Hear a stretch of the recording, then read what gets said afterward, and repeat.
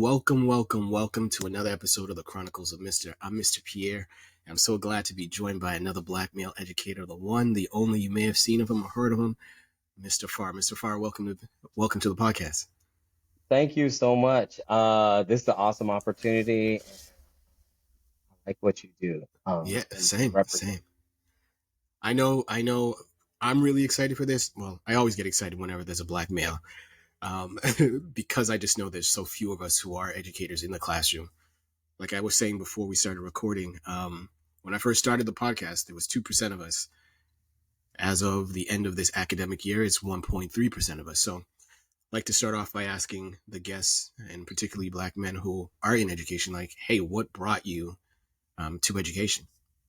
Well, I'll say it like this. I worked a lot of retail jobs, so I was assistant manager for Home Depot, but I just knew I didn't like, you're good at something, but it's not satisfying. So the only parts of that job that I liked because I was a specialties manager was training associates and then seeing them succeed, training department supervisors. And that is what was like, you know what? I think I really want to do teaching. You know what I mean? Because that's the Yeah. part of my job that I really like gravitated towards. So started going back to school and I chose to be a teacher. And then I'm gonna be honest, like this representation thing is kind of a interesting thing where I'm at because originally my idea was about having students being able to see themselves in me. You know what I Mm-hmm. mean? Yeah, And yeah. and because I know what that's like to be the only black, especially like through college, the only black male student like Mm-hmm. at all, and you don't see hardly anyone that looks like. So that was like my original like motivation. Those two things, like this is pouring into young people is something that is gratifying to me. And then also wanting to be like being able to have them see someone who looks like them in the classroom. Most definitely. So I do want to just tag this on is interesting enough. I don't have any students that rarely look like me where I teach. I teach in a very small town, like 5,000, you know? Okay. Um, so this was one of those things about representation that also I learned after getting in the classroom is that Mm-hmm. the representation in this way also matters Right. because, Talk about it. Yeah. well, because my students who are like, it's like 30 some odd percent Portuguese, 30 some odd percent Mexican, and 30 some odd percent white. Mm-hmm. They, in this kind of construct, they would hardly even interact with any black people at all, let Mm-hmm. alone black males. Like Yeah. literally, probably in the town at any given time, I might be the only one. But I think I didn't think of that before, but I was like, oh, this representation in this way matters too, Right. because Right. then they can actually interact with a black male and not who's and nothing against athletes or whatever these other people, but Mm-hmm. that's all they see on Right. TV or in movies or whatever. And so this way they get to see a black professional, you know, and so that representation matters for their perspective and the way that their world. Now, you had mentioned that you were working retail prior to being in the classroom. Were you intentional about going to a school environment where you were the only black male? No. Or what? So Okay. So what happened was, after I had left Home Depot, I started going to school, and then I was like the manager of this restaurant. I was just working at the restaurant while I was going to school because it fit my schedule, you know. Mm-hmm. Yep. So I was Yep. just doing that, and so about the time where I would, you apply for jobs. So one year I was like I didn't get any jobs. I was like, ugh. But then my backup plan was a substitute and serve in between there. So I did that for a year. Yeah. And then the next year I got a 1 year gig. So Mm-hmm. teachers out on leave of absence. We need a science teacher for an entire year. Yep. So I went into it like, hey, I can get a teacher salary, I can teach in the classroom, and I can do that. And I that's what I was thinking, and I would go to another school, Yeah. but that teacher ended up not coming back. So because of that, they hired me on for that position. That's how I got into this school. Got it. Got it. And in the time that you were subbing, because you, well, let me ask you that. what was the biggest difference between you being the sub versus you being the full time teacher, where they knew like, or the kids knew, or maybe even the staff knew, like, hey, Mr. Farr's just not here for this 1 year, but he's actually here, like he's in it, in it. You know, the subbing for me, I think I have a little bit of an unusual subbing because um I interviewed for this school Mm-hmm. and they were like, you don't have enough experience to be a teacher, but we think you're going to be a good teacher. So you're going to be one of our main subs. So they Ooh. signed me up for a whole bunch of classes and what like to sub, like, anytime there's training or any of those types of things. So they signed me up. So I had days with them each month. So I was Ooh. on their campus a lot, which is unusual, I think, necessarily for regular subbing until you get in. Yeah. So, and then I had teachers at other schools, like there was a high school I subbed at as well. On a regular basis, I would sub for certain teachers. Because kind of, how that is like once a teacher's like, oh, I like it. I like this sub. Like I'm getting them for everything I do. Yep. Yeah. Yep. So I was able to build a little bit of rapport with these students. So it's a little bit different than I think the more randomized subbing.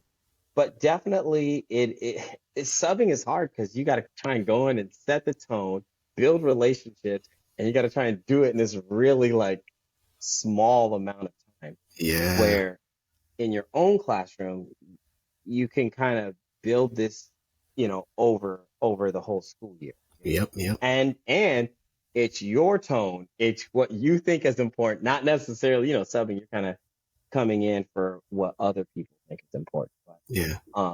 I would say this just for new teachers in general or people who are thinking about teaching, sub as much as you can and as many grade levels as you can because then it helps you to figure out to like what you like really, as opposed to just that idea in your head, what grade level you like. And then also, there's a lot of amazing teachers with amazing ideas and amazing organization systems that you can grab from, as yourself. So, For sure. For sure. Your mic sort of went out just a little bit towards the end there of, I think what you were just saying there of teachers who can sub ought to sub. And like you mentioned, sub in different, what I call lanes, because there's elementary from, I'd say like K through 5, the middle school years, even like 5 through 8, and then high school 9 to 12. Each of those lanes, if you will, the kiddos are different. And yes. you're like you were mentioning, the things that you deem important, the things that you really like, this is my hill that I'm going to die on, whether it be, classroom culture. All of the hills are important, but if you're a new teacher, you know that there are certain things that you just got to get comfortable with aside from the content. Um, that when you're a sub, you just don't have the time. Mm-mm. Whether it's if you're there for 1 day, if you're there for a week, even if you're there for a month or a month, like there's certain things where you're like, look, I know I'm on a time, I got time. I got to make sure that I'm hitting this. And I also want to make sure that whatever the teacher left, I Come got to on. make sure that that gets done with. Like, and so that mindset of sub versus teacher is, is definitely a mind shift that one has to make. And then, like I was saying, or like you were saying, elementary versus middle versus high, it's all different, and how you approach it is totally different too. So, what lane did you choose? Are you elementary, middle school, or high school?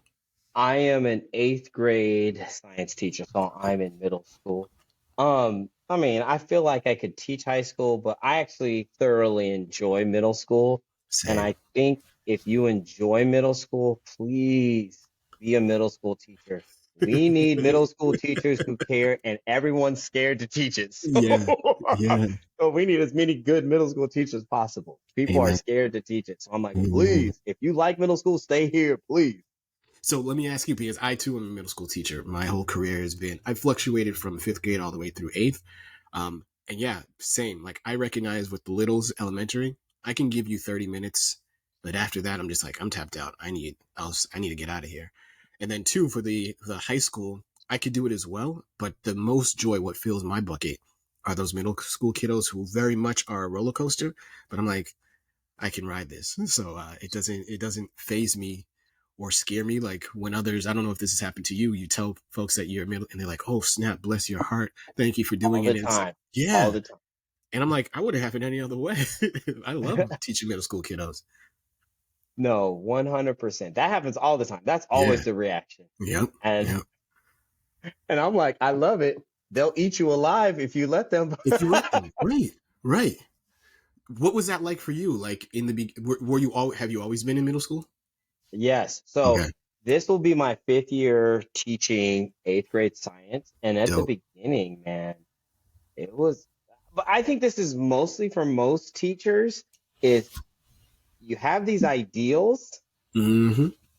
and then you have reality and you're Yep. trying to find between the two, and probably the same struggle that most teachers have. You don't have a new or newer curriculum. You may not have a curriculum at all, so then you're trying to beg, borrow, and steal Yeah. something together to figure that out.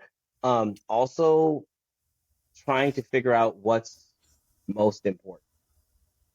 Um, to Yeah. you and your classroom and your classroom culture. Like Yep. you, again, you have these ideas, but when you get in there, it's a different ball game as to what really is important. So, I think those were some of those struggles. And then I feel like just even small things like, how hard should this test be? How much work should you be giving them? Like in certain things, because the harder you make projects or things, the more grading on the back end. How to even set up like there was all kinds of things I was learning, but I think for the most part, establishing what are the things that are important and what is my classroom culture gonna look like. And I think you mentioned things like what hills are you like, no, I'm dying here. Yeah. This is it. This is gonna be a fight and this is something I'm gonna hold the line. Yeah. So.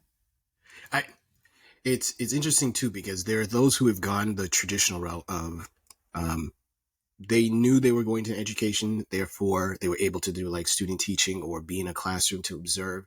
And so they were able to, even though they didn't have the full on responsibility of um, being the teacher or leading the class, they had some ideas. When you're a sub or if you're doing a career switch, like you have no idea. Was that the case for you? Or did the subbing help you to at least know the things that you didn't know? Because there's some who come into the profession like they don't even know what they don't know, so they can't even prepare for it. Whereas maybe if you sub, you're like, all right, I've seen this good, really good teacher, I've observed them. These are the things that are important to me that I'll make sure that I do or don't do.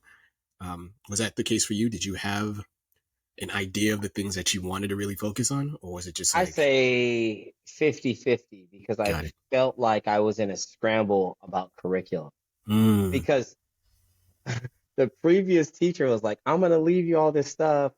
They left me like maybe the beginning part, but yeah, then after that, it was kind of like going you're through right. filing cabinets, trying to. So that consumed a lot of my time. And I Mm, was still going to school. So I was still wow. going to credentialing school at that time. So that consumed like a lot of my time just trying to um know what to teach, line up the in like make sure everything's lining up to NGSS standards and being like, Yeah, oh, we're not teaching this. And then also feeling the students out to be like, oh, okay, you're supposed to be able to do this thing with the metric system, but you don't yeah. even know what the The metric metric system system is. is. Yep. Okay, now I need to create a lesson as to what is the metric system Uh, before we can even go into conversions. Or, yep. oh, we got to do a lab. Well, Yeah. I got to teach a whole thing on lab safety. Oh, Yeah. wait, you don't even know how to use the lab instruments. Okay, we need a whole section on that. That's not in the curriculum anywhere, but these are things you're like, finding out as a teacher and then you're like, okay, I need to build this. So I spent a lot of time doing that, and I think a little bit less time, I would say, on culture or learning classroom management because that's a whole nother thing. In that first year, I think Yeah. I really was like spending a lot of time just on the curriculum and my lane of how to teach that. So. I mean, you're giving me flashbacks, and I'm sure there are folks who are listening to this episode who are like, "Oh snap! All right, I'm not the only one." Because yeah, that first year for me as well was like content, content, content. I want to make sure for me, there's like these kiddos understand the math. that the Common Core standards, that I'm hitting them. I'm making sure that I'm crossing all the T's, dotting the I's. When the gaps did present themselves, then I was like, all right, I got to close this gap, make sure that by the end of this, this month or this unit, kids are. And so, yeah, that was the thing that consumed me as well. You now being, was it done with year five or you're going into year five? I'm going into year 5. So you now haven't finished 4 years.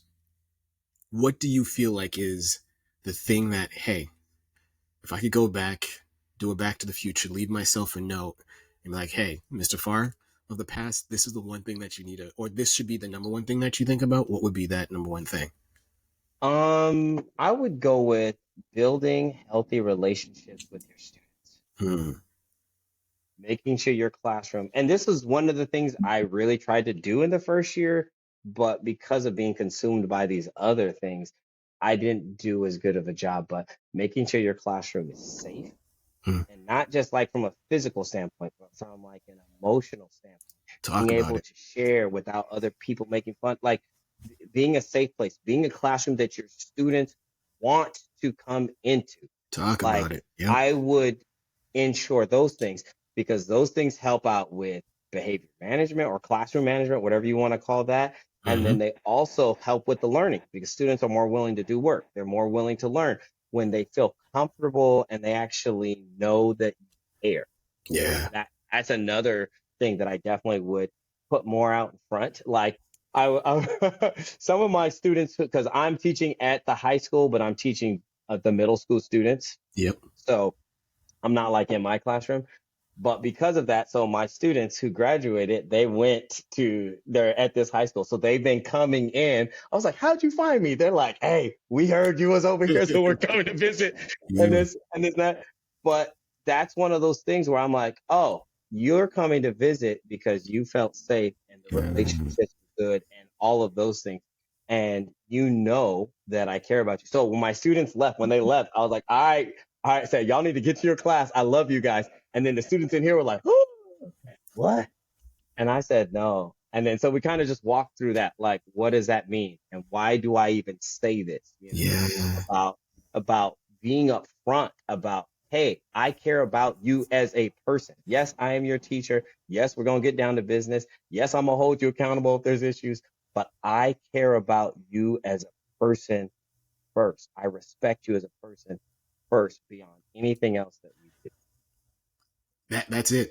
That's it right there. Similarly, I have the same philosophy, and similar to what you were saying too, of kids who I teach, taught or haven't taught yet, coming to my classroom and just wanting to chill because similarly they feel they have the feeling like, all right, this is a safe space. I can be me, and it's not gonna. I won't get ridiculed either from the teacher, nor is he gonna permit others to joan on me or roast me or anything like that. So yeah, that that safe space that you talked about, for sure, I'd say that's number one as well as a new teacher, to make sure that you're establishing that so that kiddos feel safe so that they can then learn. Because if they're not feeling safe, then everything else is up aside from the antennas to be like, give me your focus attention for whatever it is that you're trying to teach. So 100%. Was that something that you learned by yourself, or was there a mentor or someone who's like, hey, this is what you gotta stake down into the ground first?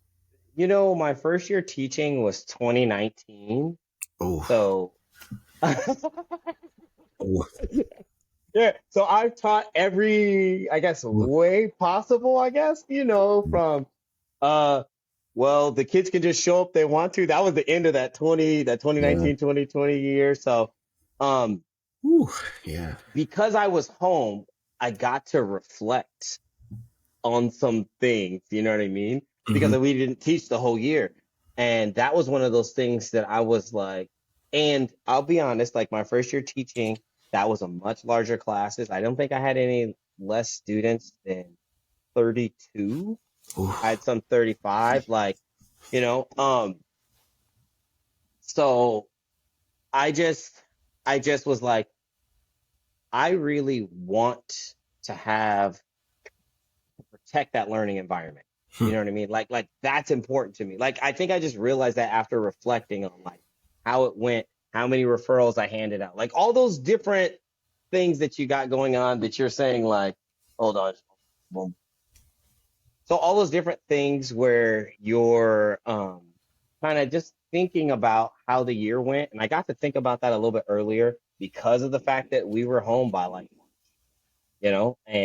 and now I had students logging in, like, it was kind of optional, like they could log in once a week. That was a wild time that they Yeah. could log in maybe once a week or whatever. And those were the students who really cared and were trying. And then I was just thinking about the whole, like I was just able to process some of those things. Because it, there was because school credentialing stopped, like everything kind of stopped. So I didn't really have a lot of mentorship during that time, but I did get some time to reflect and I think go back to those things where if you say relationships are important, if you say whatever those things are that you say are important, how do your actions line up with those things that you say are important? And I'm like, Yeah. okay, from now on, that was one of those things. The second year, I was like, I'm protected in this learning environment. Students will be able to feel safe in here. I don't care what has to happen.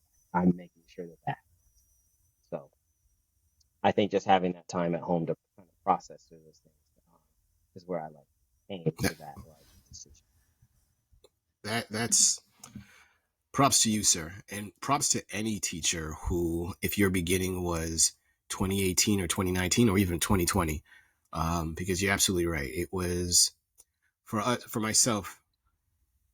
That was I had 15 or so years, and it felt like similar to what you were saying. It felt like a whole sort of hit the reset button on what education was.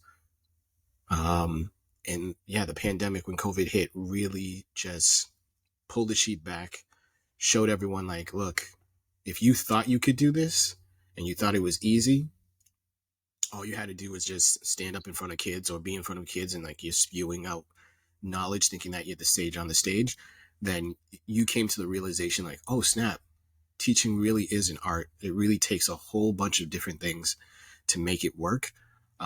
And so anyone who was starting where you didn't have any experience underneath your belt and like that was the beginning of it all, for me, I salute you, sir. So you get your flowers for me for coming in at that time and then not only coming in but like remaining in the work. And for anyone who is no longer in the work, again, no shade being thrown to you, but props to those who are still in it. So let me ask you, what is your why? Why are you still doing this, my man? Because only 1.3% of us are still doing this. Why? What keeps you going? Um, I think one, I was talking to someone about this the other day. Like this is my purpose, and Mm, and so um, I could do this in other ways. I'm like stepping down from being a youth pastor. So I've been and before that, I worked with young people whose parents were in addiction. mm, So I've been working with young people. This is just my purpose, and I love being in the classroom. I get energy um from that. Also, the thing that yeah, you're gonna go teach every year, but it's a brand new adventure, brand new right, set of kids, brand right. new set of personalities, and all of those things are exciting to me. And then I think also, man, representation is mad important. Mm-hmm. It's one of those things I like came to grow over, say, like 3 years. Like it really like changed my mind on how important representation is, and so that's another reason why I definitely want to stay in here as long as I possibly can. But yeah, those are like my motivations, my whys, and I love it. I love it. It's crazy. It's stressful. It's awesome. And so I'm like, that's why I'm like, no, I got to stay in here as long as possible. And even if I'm like, oh, I can't teach anymore, maybe I'll be a counselor or maybe work in the juvenile hall. Like, I'm gonna want to do something in this lane, no matter what. Absolutely, absolutely. I hear you. I feel you.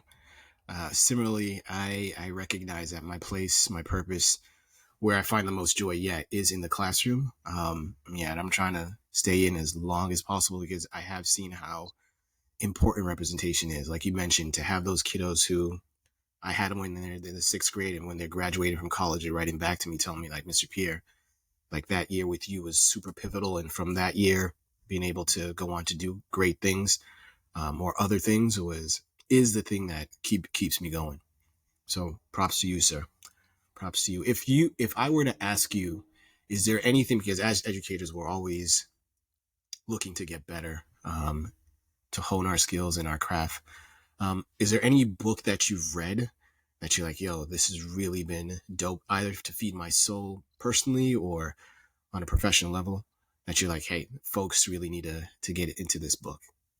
I would say I think his last name is Wong, Mm-hmm. but he has like a classroom management book, and it's actually really good because it's like practical, like day one. Like it's very, very basic. I really thoroughly enjoyed that book, and it helped me a lot with building healthy classroom management practices and this thing that I'm like on now about routine, routine. And even being in this, like being in someone else's classroom right now, like I'm finding the routines and like I'm like, okay, cool. This is how we're gonna do this. This is where this is gonna okay, routine. So that helped. I would say that book helped me out as a teacher to build routines, and then the students can just do, and it's less pressure on you as a teacher telling them like, oh, do this, do this. Well, you already have a routine. Just like they were at, like we had a break today, and I told them already there's a timer, and they're like, how much time do we have left, Mr. Park? I'm like, look at the screen. I'm like, it'll be there for you. I said, that's the routine. And so that has been extremely helpful with making the classroom more efficient. Yeah, So that book was definitely a great and a book that I actually still kind of like go back to sometimes. dope, dope. And this is the selfish part of the podcast for me, knowing I'm a lover of music, so I love to always get new suggestions from folks. If you were to come up with a playlist, 5 songs, 5 albums, 5 artists, or a mix, however you would like to remix it, at least five, who would make it onto the Mr. Farr playlist? Oh my goodness. Okay. Um, Folks, I don't know first, if you're listening to this, the way Mr. Farr just leaned back, it was like, all right, get yourself ready. oh my goodness. You know what? I would say one of the best that I like. Now, you mean like in the like music that I use in the classroom, or you mean just like in general? Just Mr. Farr. However you want to classify, it's up to you. Okay. Um, I would say like this. One of my favorite artists right now is Kobe Nagwinwe. Yes. He he's masterful, but then he also speaks with power. Hmm. And I would say by far he's my favorite artist because the you know what the thing that is that attracted me to him as a rapper was the Yeah. fact that his wife was always in the video. Yep. He Yep. always was putting his family and his wife right there where he was at. Yeah. And so I was like, yeah, I like, especially as a black man, like, Yes. come on. Yep. so, so Did you that, see and him like, in Transformers? no, because I haven't seen Yeah. Transformers yet. Oh, don't see it, bro. It's good. It's good. Okay. Yeah. I need to. I mean, Yeah. that's the crazy thing. 'Cause I've seen a lot of movies because I end up getting that movie pass. I know, or like something else. No, But I no. got that I'm the movie same pass. way. Yeah. So I was watching like all these movies. Yeah. So, by the way, I went and saw the new Indiana Jones. Okay. I thought it was pretty good. Okay. My mom was like, "This is the best Indiana Jones I ever saw." I'm like, "What?" I'm like, "You need to chill with that." Okay. Okay. But That. I would definitely say Tobe Nwigwe is my favorite. Okay. Um, I, this is an artist, but John Coltrane, Yeah.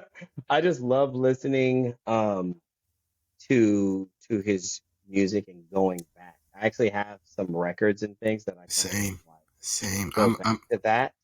Yeah. So Um, Toby and John Coltrane. Okay. oh my gosh, that's too.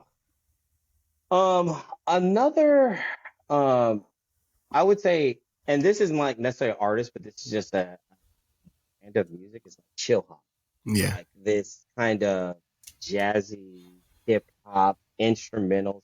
These are things I like to use in the classroom Yeah. during work time a lot, and then I like to put on for myself. So um, I like that. Uh, let's see.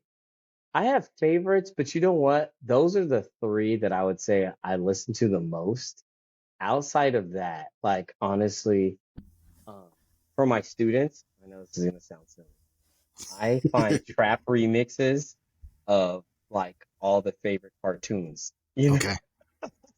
Okay. they were like, "Hey, today they were like, oh, this playlist is lit, Mr. Bar-" But it's stuff that I still find enjoyment of. It sounds cool, you know what I mean? And Yeah. so, there is one other person, and I think it's NK Beats. NK Beats. They Okay. have they make instrument they're on YouTube, but they make instrumental music all the time, like singles, but then they have whole beat like albums. And so it'll be like a whole series of, like 10, 12 instrumentals. And I just love their music, their style. And they have a little bit of a different genres of that, but they do a lot of like hip hop kind of instrumentals that are like sometimes they're jazz or maybe they're like the summer kind of feel like they do that. So I really enjoy their music as well. I guess I would put that as my five. There's so many other artists and things because I'm kind of I think a random person as it pertains to It's music. interesting because I think we as educators, there is a certain level of, we say it's random, but I think it does depend on, because similarly as you were speaking, I was like, oh snap, I've done that, I've done that, I've done that. Because you mentioned John Coltrane, I was like, all right, I got Miles Davis. You mentioned the hip hop jazz, and I was like, my whole dating myself. There's like I'm forgetting what the name of the CD is, but it's like they took all like the early 2000s, late 90s, put it to like jazz instrumentals. You just mentioned like the kiddos and like the cartoon whatever intros and being set to trap music. And similarly, I've done the same thing with my students where they've made suggestions. I'm like, all right, let me listen to this, make sure that it's clean, I don't lose my job, and then Come on. listen to it, and I'm just like, oh yeah, this hits. Okay, I can put this on the classroom playlist as well. So I think the randomness is really from what the kiddos are like. We're into this, and as a collective, that changes every year. And depending on when in the year, because beginning of the year versus the end of the year, kiddos' flavors sort of change as well too. So I don't. I think it's, we say it's random, but I think it's set by our kiddos. Yeah, there's an assignment I like to do at the when we come back from winter break, Mm-hmm. and I have them make a playlist. So kind of have an iPod looking thing, and they have to put the words, the name of the song, and then put the links. So and I Yeah. go through and listen to their music. And so I have picked up music from them, Yep. and Yep. so yeah. I would say there's one last song that I always Go put in for my it. rotation. I don't Yeah. really listen to his music all the time, and the crazy thing is, I found out later, oh, he was on oh, what is that show where they're searching for talent? They got the singers and American oh, Idol or yeah, The American. No, he Voice. was on American Idol. This guy, Scotty McQuarrie, and this song Five Ooh, More Minutes. 5 more minutes. Okay. And by the way, peep this song, and it really is about time and appreciating the time and Mm, being like, man, I just like in the song, he's just like, I wish I had 5 more minutes. yeah. All these various situations. So Okay. that is a song that I is regularly has made my playlist for 3 years in a row. Because I kind of make a playlist for myself in YouTube. Like when as I come across songs that I just like, I don't care about the year. I Yeah. I just add them in. So Dope. Dope. Sensational. I know for certain that we'll be having another conversation. You'll be back on the podcast. So thank you so much for coming through. Anyone who's listening, I am sure there are a couple of gems that you could relate to what Mr. Farr was speaking of. I know for one that myself I'm a big advocate of is create those positive relationships with your kiddos as soon as possible. And that is going to help you so much.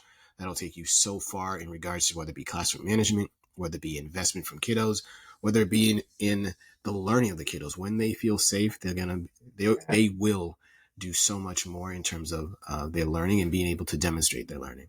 So, folks, I hope you enjoyed this episode of the Chronicles of Mr. I am Mr. Pierre. He's Mr. Farr, and we're out.